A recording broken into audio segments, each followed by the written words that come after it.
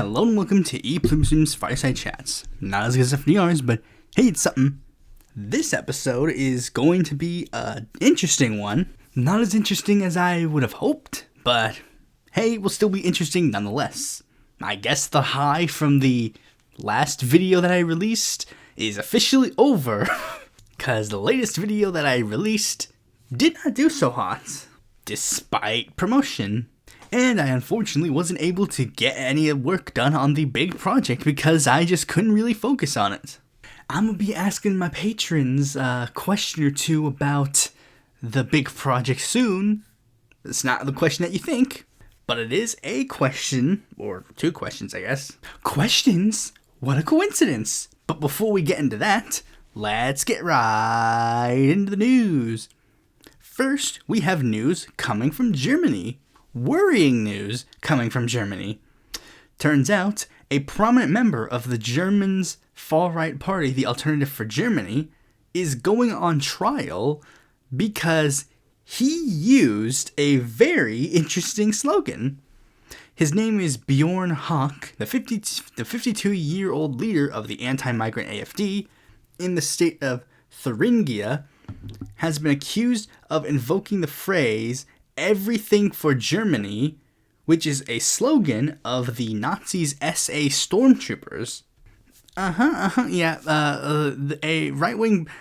This thing, I think we just gotta be upfront.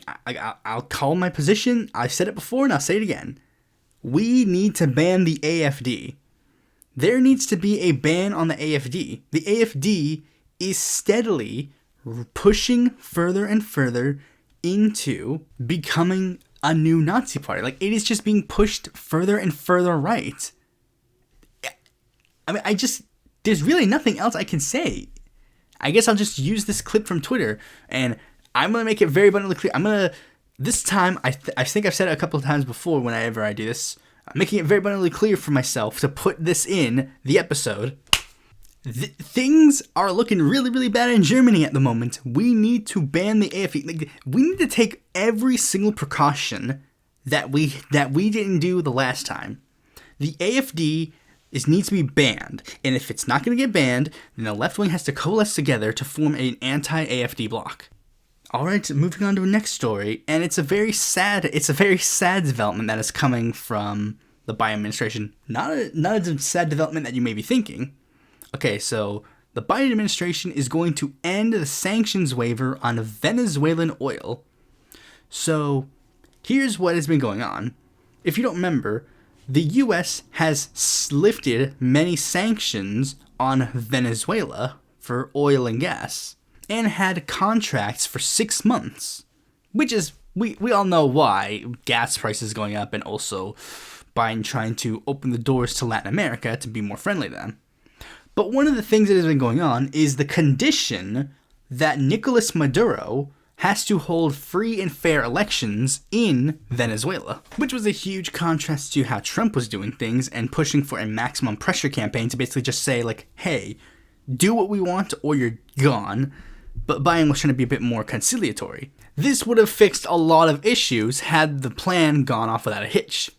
Cheaper gas in the United States, a more free and fair Venezuela, possibly less migrants coming to America, which is a rising issue as well. But unfortunately, Biden and the administration has pulled the plug on this because they're making the point that it doesn't seem like Maduro is necessarily holding up his end of the bargain. Basically because one opposition figure has remained unable to run for president of Venezuela, which is leading to the unitary platform opposition to not necessarily be able to live up to its expectations because they have to keep filing replacement candidates. Look, because here's what happened. They filed a replacement candidate for the previous candidate, and what happened is that replacement also wasn't able to get on the ballots due to some issues. So they have temporarily filed for a new candidate, Edmundo Gonzalez, who is going to basically be a temporary replacement for them. And unfortunately, it's just like Maduro just won't do things right. It stinks because it's just like, man, it just really stinks. Maduro could have done so much good. This would have done amazing things for Venezuela. But unfortunately, things just weren't there. They weren't there. When I inevitably have to do an episode on the Venezuelan presidential election, I'll look a lot more in depth on the situation to see whether or not it is considered valid. But from what I've seen thus far, it seems like this situation is... It's the same thing with a lot of other previous like Venezuelan opposition figures. It teeters on whether or not this jailing is actually appropriate or not. Anyways, moving on to the next story, very fucked up one from Colorado. The Republicans in the Colorado legislature have blocked the ability for Colorado voters to let victims of child sexual abuse from decades past sue their abusers. Republicans in the Colorado Senate on Wednesday blocked the legislature from asking voters to amend the state constitution to let victims of child sexual abuse from decades past sue their abusers, even if the statute of limitations has run out. Senate Concurrent Resolution 1, which would have sent the question to the November ballot, needed a supermajority of support to pass this chamber. It failed by a single vote. Democrats hold a 23-12 advantage in the Senate, one vote shy of a supermajority. Democrats were united in favor of the resolution. No Republicans would join them, citing concerns about the constitutionality of the measure and how it could bankrupt institutions like churches and school districts. Just hear that. Just hear that.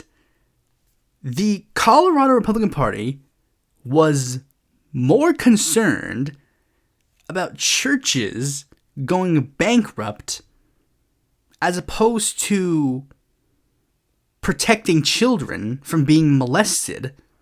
But remember, these guys are the ones who want to protect children, right? Ignore literally every single thing that proves that the Republican Party just absolutely does not want to protect children from being molested at all. Ignore the fact that state Republican parties are the ones that keep trying to ensure that child marriage laws are a thing in their states. Ignore the fact that their party has essentially nominated a known associate for the most prominent child sex trafficker in the world who's been accused of raping children with that child sex trafficker. Ignore the fact that many conservatives and Republicans keep getting caught diddling kids. Keep ignoring that part. It's the left that's the problem. Because of what? They change the boogeyman every day. On one day, it's like, you can't teach kids how to, sexual education. How could you teach that to them? I've literally heard the argument that some people on the right have said that showing kids or showing them sex ed in schools is the equivalent of showing them pornography. It's like, no, it's not. Literally, and a lot of people on the left have made similar jokes in response, just like, if you're opening a sex ed textbook and getting hard, that's a you problem, not an us problem.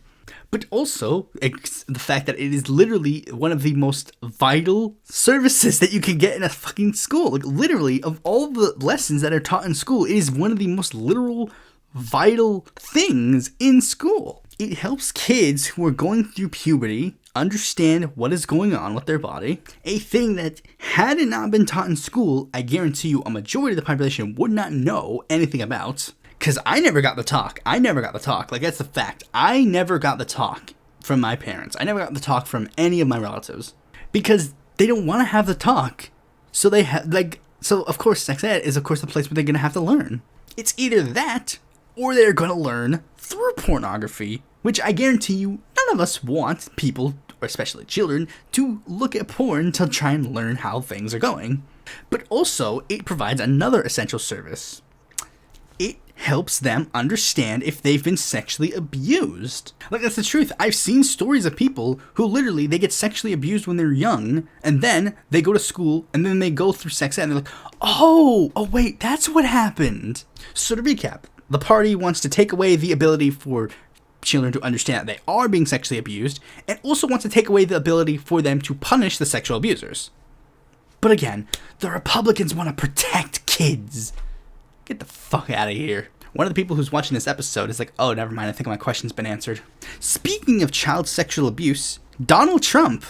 This is showing very much how dire things are clearly getting for him, because he is now asking for candidates who use his name and likeness in ads for a cut of their, funds.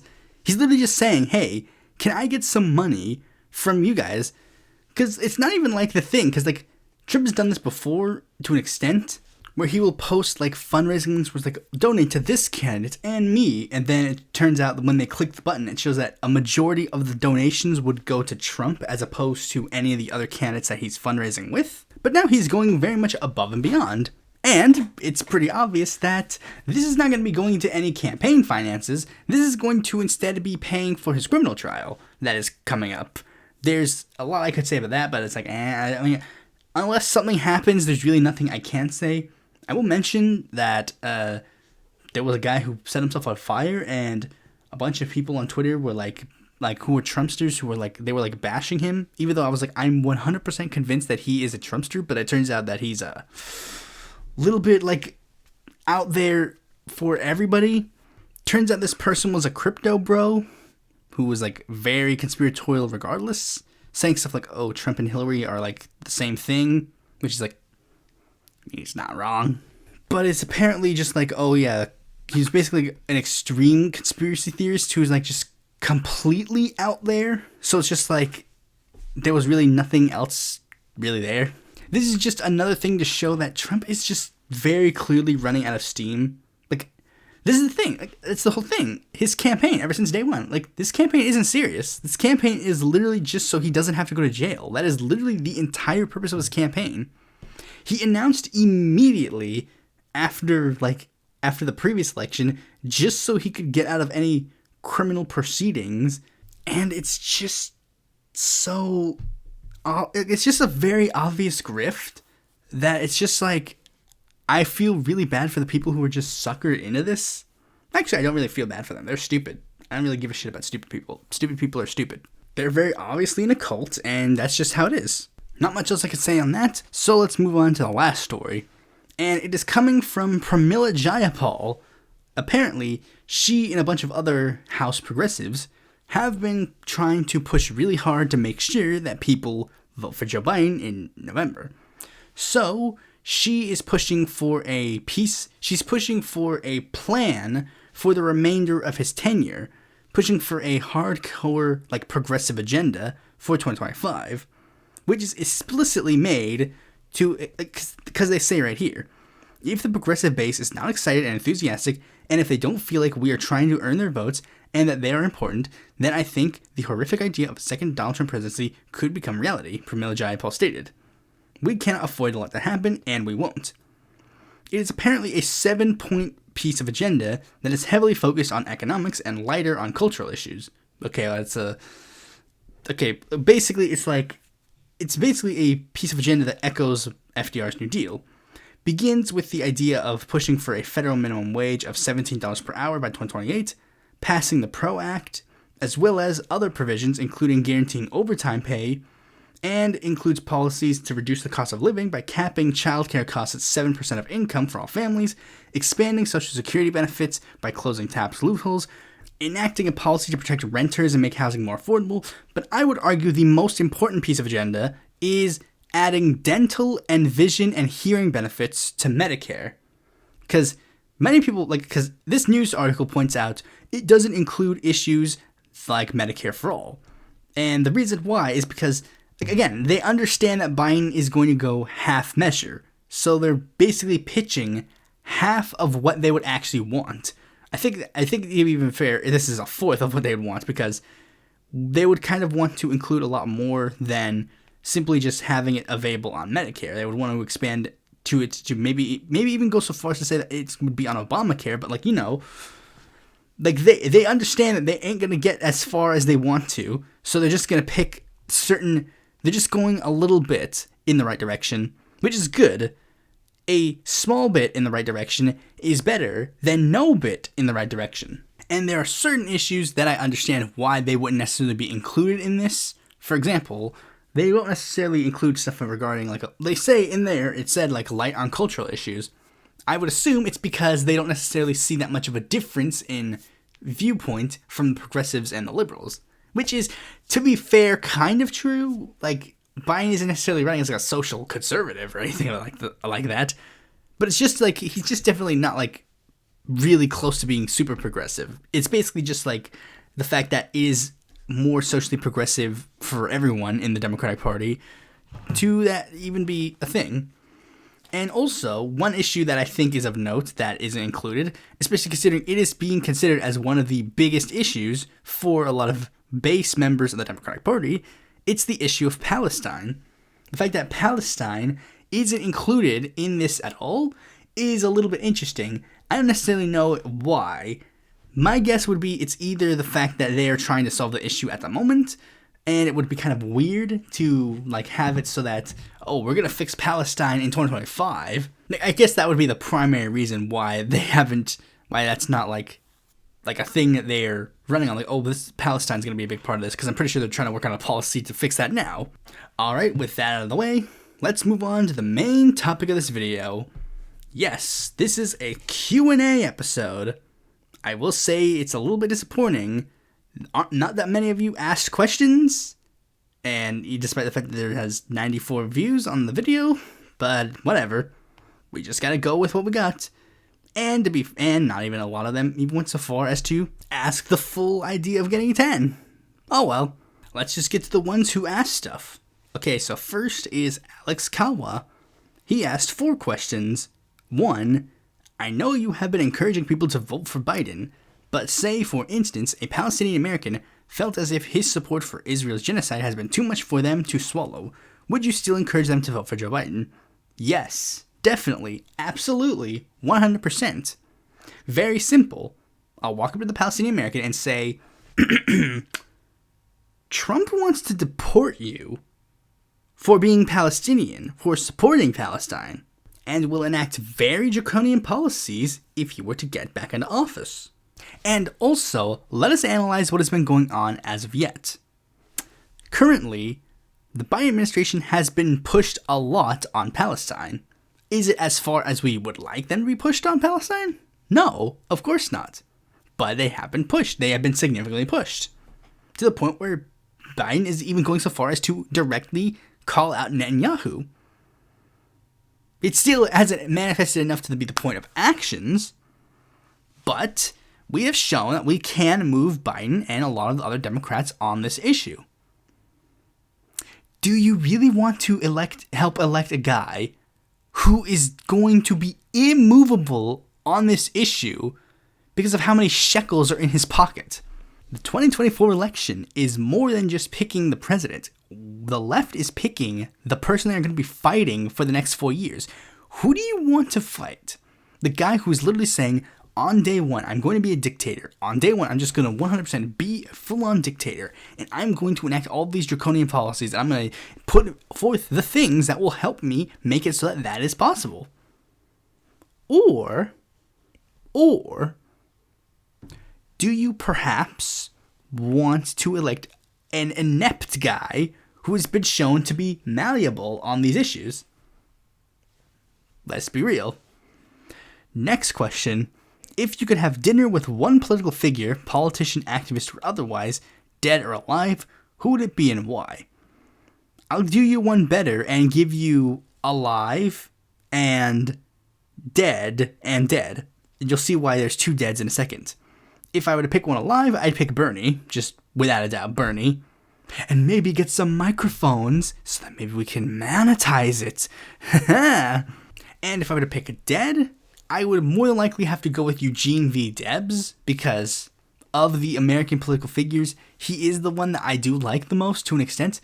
Maybe if I had to pick a close second, it'd be Vito Marcantonio. But then there's also one more person, because there's one more thing you need to understand.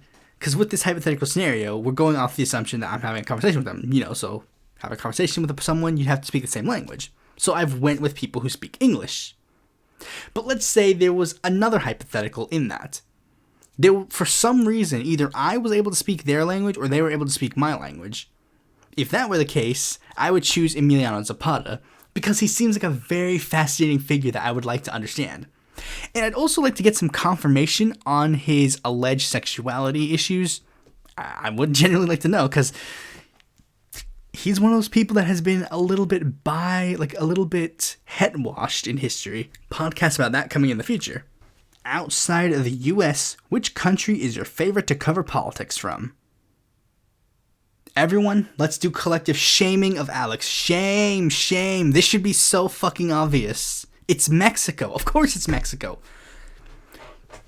I have a full series where I talked about Mexican politics from 1917 to 2018.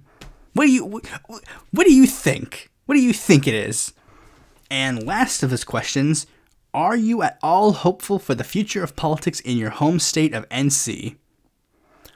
That's a little bit tricky because it's like we're at the point where things are starting to change. Because I've mentioned this before, and I've mentioned it before, and what has happened is that, like if you remember, if you've been hearing how I've talked about like NC state politics, I've been like a little bit critical, but now we're reaching a certain point where things are starting to shift, and we're reaching the point where people are actually being a bit more like salient in their responses and stuff for this state. Like, it's starting to dawn on people that the situation is going to be Trump v. Biden, and it's sort of trickling down to a lot of the other races. And right now I'm in a state of uncertainty. But if it's Robinson, if Robinson becomes governor, then all bets are off. We're fucked. If bland white guy number 75 manages to pull through, then maybe we have a decent chance. I'm hopeful for Stein. I'm hopeful for Josh Stein. He does seem like not the Stein that I was backing before, but this Stein is different. I have faith that he's going to pull through, but we have to wait and see on that. Next one is Hermiel.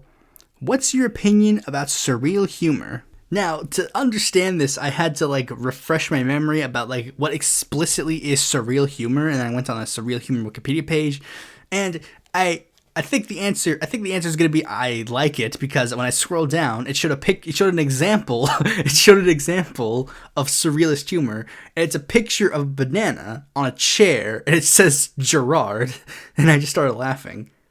So like every form of humor, it can work, and there's some people who can do it well, some people who can do it bad. So I would generally say I like it. Basically, if it's funny, I like it. That's crazy. That's a crazy concept. If I think it's funny, I'll laugh. Do you think the left should encourage more space exploration? No. At the moment, no. Because we currently have a dying planet. So we kind of I've heard this argument before.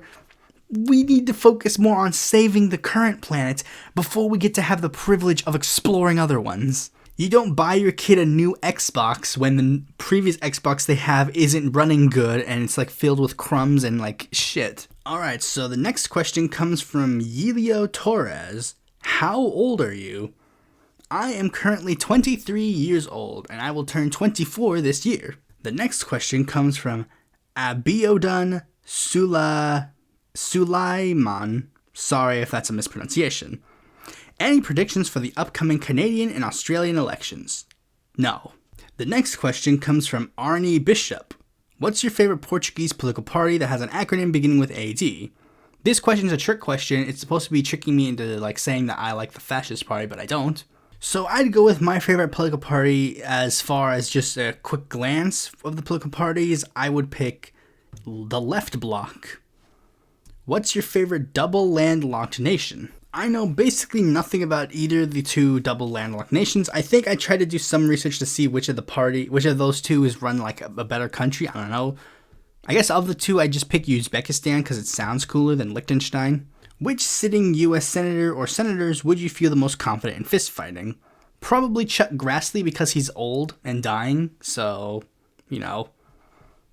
I'm not necessarily the most fit person, but I definitely have strength. The next question comes from Pyro Enderslayer, who says, how did Morena, an outwardly leftist third party, fight back against a near century-long rule of pre and pan from a near one-party state or two? And can we replicate that here in the United States? What can we learn from Morena? A question that was very clearly, very well sought out to be perfect for me.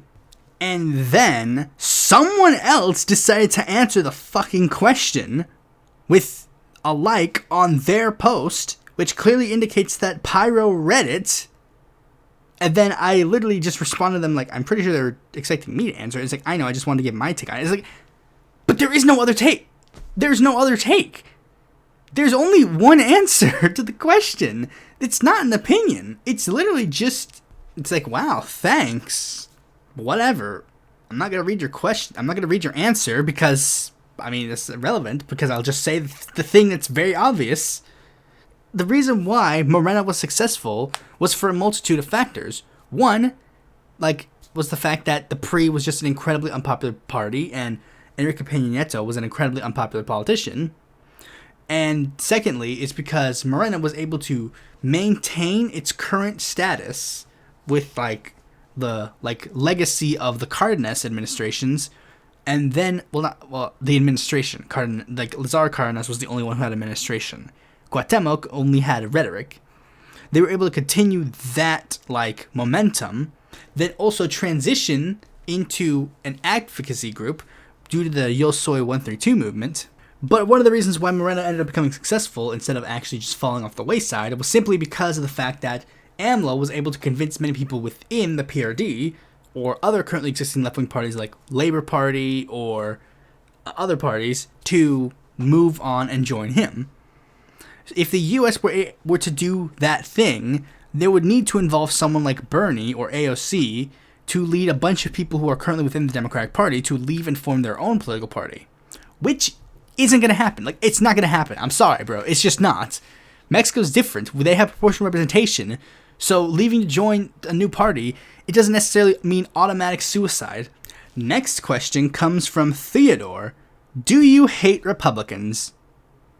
Now, hate is a strong word. And I can say wholeheartedly, yes, I do hate Republicans. I hate the Republican Party. I hate Republican politicians. I hate the party. I hate everything in the party. And this is the thing. It's all of them. I genuinely will just say, yeah, all of them.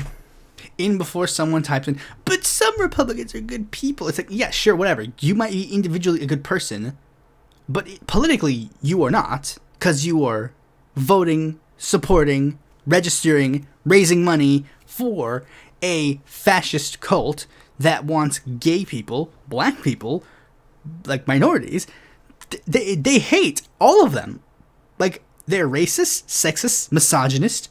I'm pretty sure two of those are the same thing. They're racist, misogynist, homophobic, transphobic, xenophobic. They're just anti-democratic, autocratic, fascist, warmongering neocon. In the most literal sense, the Republican Party and its figures stand for literally everything I oppose.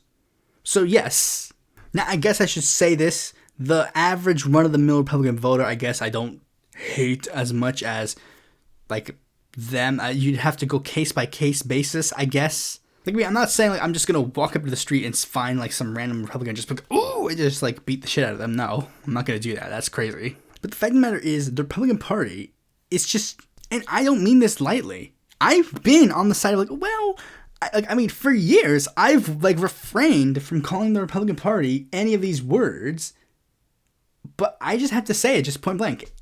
As I've gotten older, I've just seen it very abundantly clear. The Republican Party is evil. It is evil. I genuinely think it is evil. And the voters don't show any really semblance of difference when you're at the point where your party's voters will literally cheer on a trans teen getting beaten to death. It's just, you don't strike me as good people. All the people that, socialists or communists or all these people, they get mad, and they go, yay, they're dead, are people in power that mean literally nothing to you. You get mad, you get cheery and happy when people who are literally at the bottom of the totem pole get hurt. Let's not ignore the fact that at the beginning of the episode, I literally point out the fact that the party is literally defending child sexual abusers, including their nominee for president. And here's the fact. Here's the objective fact. You could tell me point blank, you're a Republican voter, and you don't believe in any of that stuff. You're pro-trans. you're pro-workers, you're pro-union, you're pro-whatever. You're all these things. It's like, then why the fuck are you a Republican? Genuinely, why the fuck are you even a Republican? Like, I mean, because it's the thing. Because I've seen that. Like, some people are like, oh, but like Nikki Haley was. It's like, not even really that bad. It's like, yeah, but then why the fuck are they Republicans? So yeah, to answer your question again, yeah, pretty much, yeah. I'll just be blunt. I could dance around it a lot, but like, yeah. Nevada garbage trucks. I realize as I did this, I probably should have read one of their questions first. What political ideology do you most identify with? Now, if you watch the podcast, if you watch the intro to the podcast, I basically explain my ideology in 4 simple words. Socialist, progressive, leftist, independent. I guess these are the 2, I guess, closest, I guess, to my ideology in a sense. Democratic socialism is technically what I guess my ideology is, because I believe in socialism achieved through democratic means. But one ideology that I've been very enamored by recently is the ideology socialism of the 21st century, which is the ideology of many of the pink tide leaders, which argues that not only is capitalism inherently flawed, but also the socialist states of previous years are heavily flawed. Which is definitely a good way to analyze that fact. Like, because yes, that is the truth. The socialist states of previous years are flawed. And a lot of the people who would identify as socialists of the 21st century are flawed figures. But I think that is just the outlook that I think makes the most sense to me. In fact, literally when I tried to change the intro, I literally contemplated putting socialists of the 21st century as like the official label of the ideology. But I say, there's really no point. I guess, like, I mean, literally broadly, like socialist or leftist, like, it doesn't really matter. Basically, if you look at the political compass test, you know how they have those 4 quadrants? You see that green square? I am that green square. Basically, just, yes, that entire green square is me. Okay, their next question is, who do you think will win the 2024 election? Well, I mean, thus far, I'd say that Claudia Sheinbaum probably has the best chance of winning. You know, she just seems like she's polling really the highest of all the candidates. Oh, you meant in America. Silly me. If I had to say right now, I really think, like, I mean, this is going to be a little bit of a hot take, apparently, but I think Biden's going to win. I really think that Biden's going to win. Like, logistically, I don't see any way he can really lose. I mean, I know that's a little bit like, uh-oh. Because, like, a lot of people have been saying, like, oh, yeah, but what about the polls? It's like, fuck the polls. I don't give a fuck about the polls. The polls mean nothing. But now the polls are starting to mean something because it's starting... I say this as the polls are starting to shift to Biden. But yes, the polls are now starting to mean something because it's finally dawning on people. Yes, the options are going to be Biden and Trump. Those are the options. Before then, people could pretend there was like a hypothetical potential scenario where maybe one of these 2 would not get in, which is technically still possible to an extent. I mean, we don't know how this Trump trial is going right now, so maybe there's a chance that could change. But at this point, we really do understand at this point it's Biden and Trump. So I think it's starting to settle in to people what inevitably they really will vote for or will try to bear best to make sure doesn't like go a different way. And yes, the polls have started to shift away. And I'm even getting to the point where I'm starting to actually like I remember like some of you guys might know if you follow me on Twitter, but I've like poo-pooed the idea of like North Carolina going blue, the presidency, for a while. Because a lot of people have literally been making the same map to talk about how 2024 might go for them. People have been basically predicting 2020 except flip and see. And I've been like, nope, I don't think that's gonna happen. But now I'm now starting to see that. I'm now starting to see it a little bit. Like, I mean, I even went so like, I mean, the last time I did a prediction was literally I just predicted that it was gonna be the same map except that Georgia was gonna flip. Like, I mean, I really don't see a way that we really can, like, Democrats can really lose in 2024. I mean, give them a chance. They'll find a way. I know that for a fact. We learned that all too well in 2016, guys. Am I right? Anyways, the next question comes from Jay DeSinger. Do you think the North Carolina governor race will affect the margin in the presidential North Carolina race? If so, who will it hurt or help in the presidential race? This one's going to be a bit tricky because this is complicated because Roy Cooper kind of made the previous 2 election cycles a little bit complicated in its own right because, like, I mean, I guess I guess I should mention, like, before Roy Cooper came along, like, the state was very heavily purple, and we understood this. We all understood this. But under Roy's tenure, like, things started shifting a little bit where it's, like, I don't know, like, it became one of those states where it's, like, for some reason we kept electing blue, like, state officials, but then federal officials we kept voting red. It's a similar situation to a lot of other states, but flipped. Like, Vermont sends 2 very left-wing senators, but then sends a pretty center-right guy to their governorship. Same thing with Maryland. I mean, in the sense of, like, blue and red.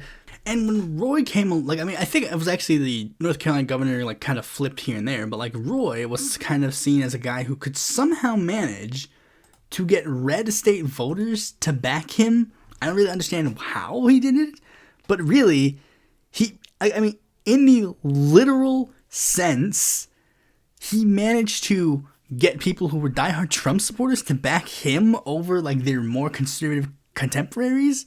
Meanwhile, I expect this next one to be a little bit more of a party line vote. I don't know, I guess we'll have to wait and see. So, I guess the answer to the question is, I don't know. The next batch of questions comes from History Tortoise. First, they ask, favorite anime? My favorite anime is a show called Violet Evergarden. If you haven't seen it, I highly recommend it. It is a short anime series that has 2 movies that air after it. And it also has an OVA. Hit me up if you want it chronologically, because I can give you the chronological order to watch it in instead of watching it in the order that I did, because the order I watched it in made it so that when I really got to the OVA, it was just like, I don't really care, because the OVA takes place in between other episodes of the show itself. But yeah, it is a very genuinely good show. Like, in the most genuine sense, it is, like, literally it's a masterpiece. I honestly love it so much. It's not talked about as much because it's not like one of those animes, because it's like one of those same things where it's like, when you ask people what are their favorite movies, generally you're going to get something like a blockbuster from most people, because most average people are going to see blockbusters. You're not going to go up to a random person on the street and say, what's your favorite movie? And they're going to go, oh, you see, I really liked 2001: A Space Odyssey. It really made me think. No, they're going to say the latest Marvel movies. Well, maybe not the latest Marvel movies, but they're going to say, like, a Marvel movie or, like, a Star Wars movie.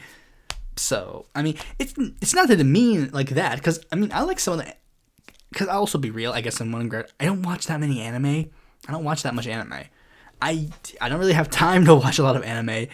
I've only seen a couple of anime shows in, like, my lifetime. I occasionally watch a lot more anime movies, I guess. My favorite anime movie is A Silent Voice. In fact, it's literally an old episode that I made, like, right after I saw that movie, and it was literally, like, the first minute. I was literally just like, shut the fuck up about politics, go watch this movie. But yeah, Violet Evergarden, best anime show, 10 out of 10. Like, literally, out of this, I'll just be 100 out of 10. Literally, just 100 out of 10. Genuinely, go watch it.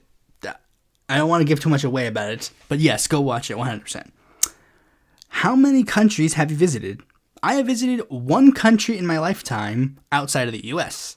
That is Mexico, because I have family in Mexico. Would you rather fight 1 horse duck or 100 duck-sized horses? Well, I mean, a horse duck, that's crazy, man. That's fucking insane. That's bananas. I mean, wouldn't 100 duck-sized horses be a lot more, like, easily capable to, like, fight? Because, I mean, a horse is a big thing. And, yeah, horses are big. Ducks are tiny. So, yeah, I think I would pick the ducks because, well, the duck-sized horses, because they're not that much of a threat, honestly. I don't think, especially considering you do know one of the duck's favorite pastimes is raping people. Well, raping other ducks, but if it's horse size, well, it can do a little bit of that to you. So, yeah. Next batch of questions come from the 2 people who actually managed to ask 10 questions. Alright, so first comes from Jack Attack. He writes, would you rather have a Christian socialist utopia or a hyper-capitalist world with no religion plus gay and women's rights? This scenario makes no sense, because Christian socialism does not equal no gay rights and no women's rights. So, you fool! You've just given me socialism versus capitalism. Like, I mean, there is literally nothing inherent to Christian socialism that says that gay rights and women's rights aren't a thing. Again, it's just a made-up scenario in his head. Would you rather live in 1276 or 1776? 1776, because that's when the atheists started taking over the United States. Literally. Because, remember, most of the Founding Fathers were deists, which is code word for atheists, essentially, for that time period. Favorite Founding Father? I'd probably go with... I don't think this guy counts. Thomas Paine, because he's a socialist. Or I guess if we want to be technical, a proto-socialist. I say all the roads that fixes the so-called climate change lead to a pagan worldwide suicide cult. What do you think?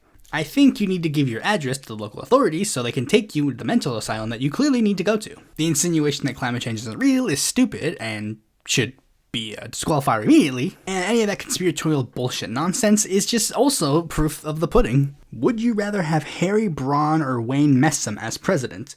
Well, of the two, Harry Braun is the only one that has a lot more of the actual, like, specific viewpoints. And he's one of the very well-known, like, climate activists. So, I mean, as far as I can tell, he really is, like, a pretty left-wing guy. I mean, Messam, I don't know much about his political viewpoints. He's, like, kind of like a generic Democrat, which is, like, I mean, Harry Braun's just better, so yeah, I go with Harry Braun.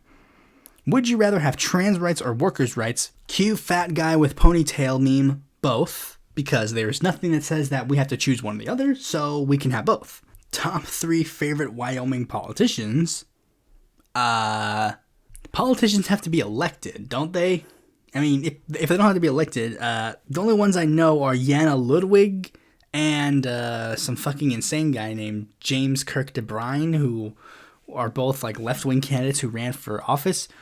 And I heard that the nominee in that district and that election cycle, I forget her name though, she was fine, I think.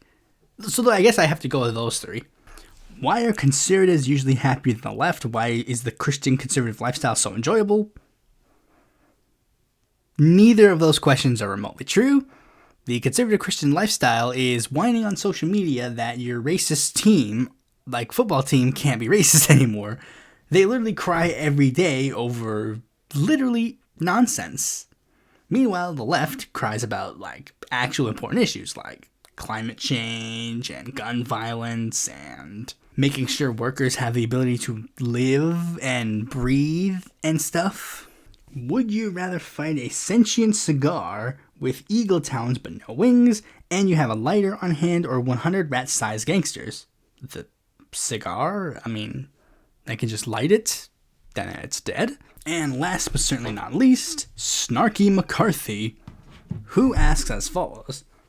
Should there be a greater focus on the National Popular Vote Interstate Compact, especially with this year's victories in Minnesota and Maine? I don't really know what can really be done with that now. I think really at the end goal, what we should be focusing on is literally just flat out just abolishing the Electoral College. That really just seems to be the only option that we can do.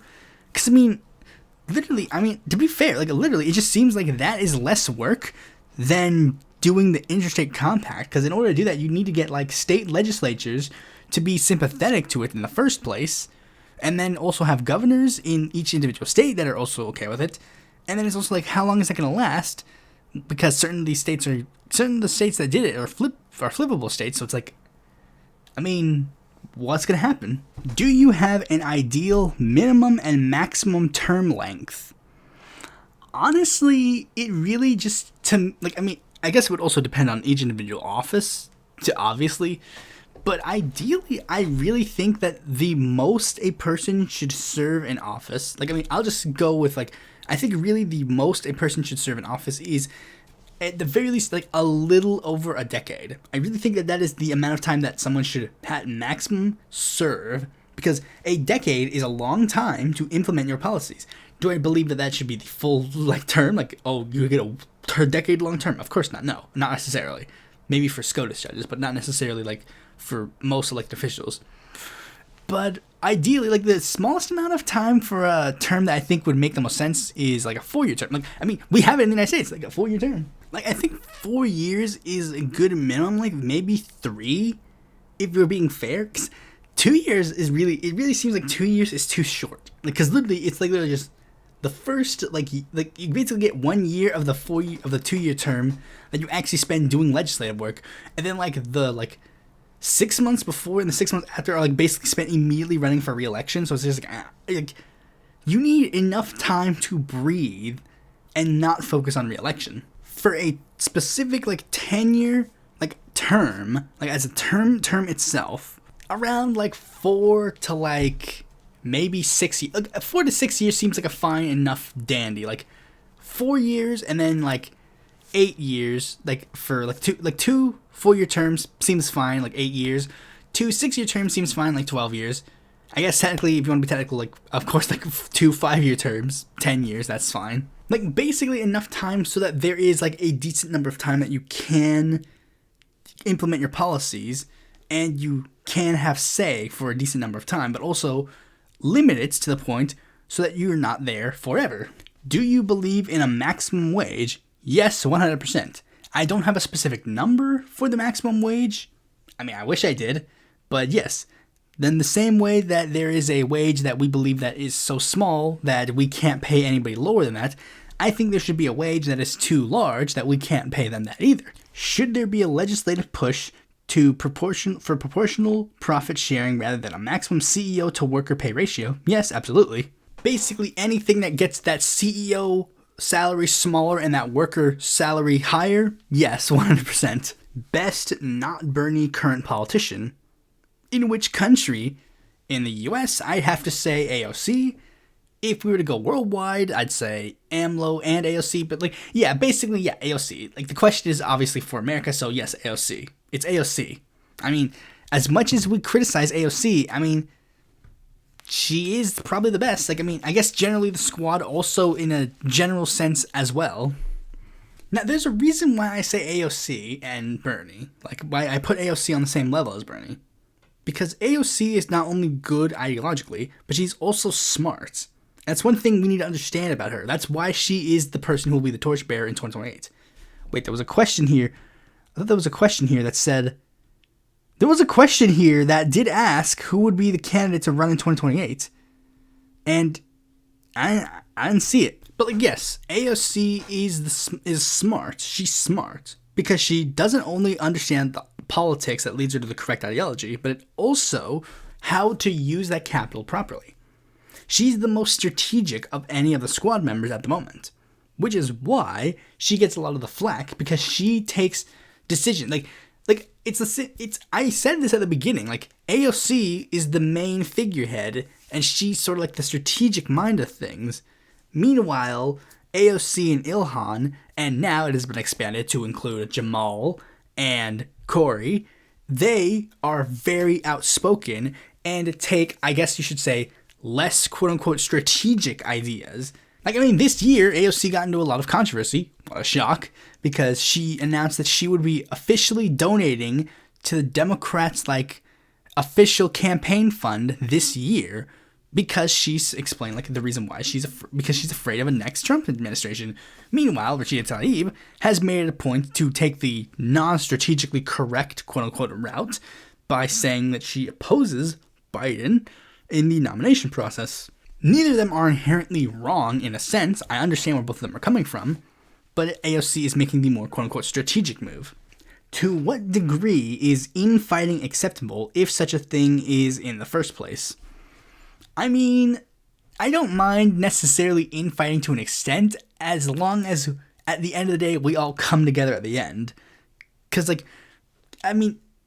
fact of the matter is, I really only consider lefty infighting to like a degree really true, because a lot of the time when we talk about lefty infighting, what we really mean is like, hey, there's this person who says this very objectively wrong thing, so yeah, it's like this isn't lefty. Like debating on whether or not Stalin was a good person is not like a lefty argument. It's not lefty infighting, because I don't think the people who are arguing that Stalin was a good person are lefties. Much in the same way, people who are arguing like, oh, we should forget about all this like trans issues and then move on to talking about different issues, I don't think they're lefties. But I don't necessarily mind like debate and discussion like among people who are like somewhat active in the left-wing spaces. I don't mind necessarily being like as long as we're able to frame it in a way that we understand that we're not the enemies. Because another problem I have with like some infighting is that it's literally just distractions so that we don't have to focus on the actual big threats going on. Like DSA caucuses infighting with each other and people like saying AOC is bad and whatever.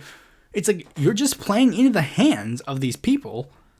Like I saw this tweet where it was like this like communist Twitter account and they're like a shit lib festival when they're talking about like an AOC and Summer Lee like rally, and it's like I quote tweeted it by saying this message brought to you by AIPAC because AIPAC wants you to get mad at AOC and not vote for her and say that she's just like the rest of the Democratic Party. They want you to do that so that AOC gets less votes and then a new person can come in. As long as we're able to strategically use our momentum and power, then it's fine as long as we discussion and maintaining, because it's like it's a way to maintain like ideological cohesiveness, and it's also able to, because like, yeah, sometimes we will have to inevitably cancel some of the figures that we would like, and yes, we'll have to inevitably have discussions and debates on whether or not that qualifies, and yeah, infighting to an extent is fine as long as we understand the end goal is defeating the right. Any obscure/underground authors worthy of mention, or at least any? I don't know of any underground or obscure authors, really? Like, I mean, because honestly, to be fair, I don't really read many books at the moment. Currently, like, the most recent book that I have, I even have to say this, like, I was going to say the most recent book I've read, I actually haven't read it, it was an audiobook. The most recent book that I, quote-unquote, read was Jeanette McCurdy's book, I'm Glad My Mother Died, and it's, like, a really good book, and I would recommend it. It's not necessarily, like, a book, but it's, like, it's her detailing her story, and it's, like, really interesting. I'm also currently reading V for Vendetta, like, actually reading it, because it's for an episode that I might do in the future, that I'm hoping to do in the future. And the most current audiobook that I am listening to at the moment is, I just started Michael Brooks' like a book about the intellectual dark web. So yeah, no really obscure authors there, just a bunch of authors out there, I guess. Most disappointing non-Fetterman current politician. That's a bit tricky, but I think it's starting to become Ro Khanna, because Ro has just been taking a lot of really bad stances on the Israel-Palestine conflict, and it's just like, it's getting to the point where I'm just like, I should probably just not support him anymore. Like, I mean, he's been doing a lot of bad things, and it's like we're getting to the point where it's like starting to be like, okay, we're getting to the strikes and you're out. He's past 3 strikes at this point, so it's like, yeah, but he's too grandfathered in for me. I don't know, boys. Next question. Should corporate mergers be banned, or at least approved by a 51% or 2/3 vote by all associated workers? I think corporate mergers should be banned, because I think monopolies are a bad thing, and we should be breaking up companies right now that currently are big. Maybe they can be allowed with that 2/3 or 51% thing for like smaller companies, but once they get to a certain size, it's like, yeah, we should probably just not allow that to happen. And the last question, do you think YouTube should adopt a payment tier system regarding their partners? And they gave an example to explain it. 15,200 and 85% of AdSense for channels that are under like 1,000 to 9,999 subs. And then I'm going to include a screenshot of this because I'm not reading all these numbers. It's like really late.